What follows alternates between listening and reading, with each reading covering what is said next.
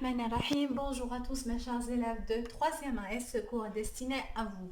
Je vais vous parler du texte argumentatif. Alors, dans un texte argumentatif, on doit toujours trouver un point de vue, opinion et thèse, plus les arguments, plus une conclusion. Alors, c'est quoi le point de vue?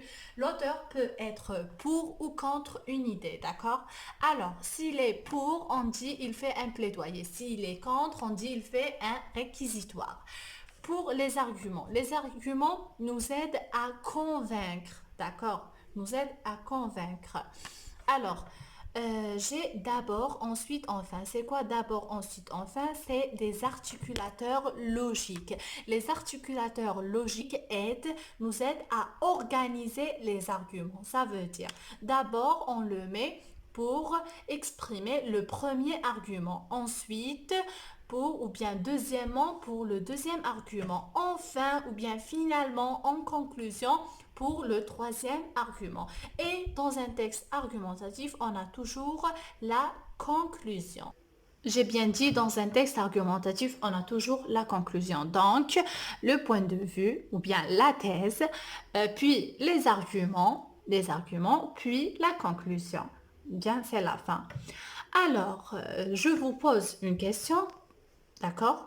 Si on étudie, on fait l'étude d'un texte argumentatif, je vous dis quelle est la visée de l'auteur. Quelle est la visée de l'auteur? Alors, vous allez dire, il est en train de convaincre, ou bien il exprime un point de vue, ou bien il est un plaidoyer, ou bien il est un réquisitoire. D'accord?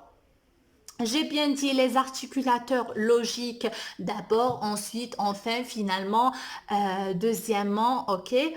Ils sont là pour organiser les arguments. C'est très important de mettre les articulateurs logiques avant de commencer ou bien avant de donner un argument.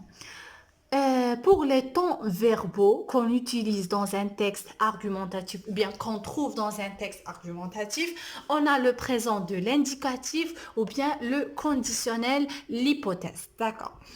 La question du jour, la question de ce cours, mes chers élèves, pourquoi l'auteur apparaît-il dans ce texte? Si cette question...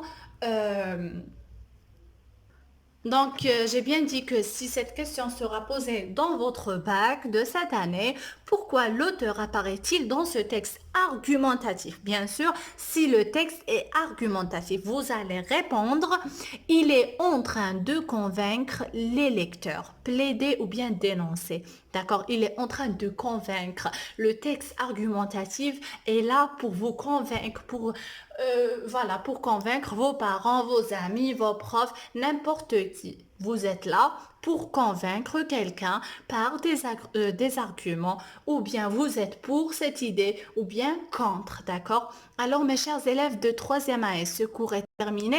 J'espère qu'il vous a plu. À la prochaine, Inch'Allah, dans un autre cours. Merci.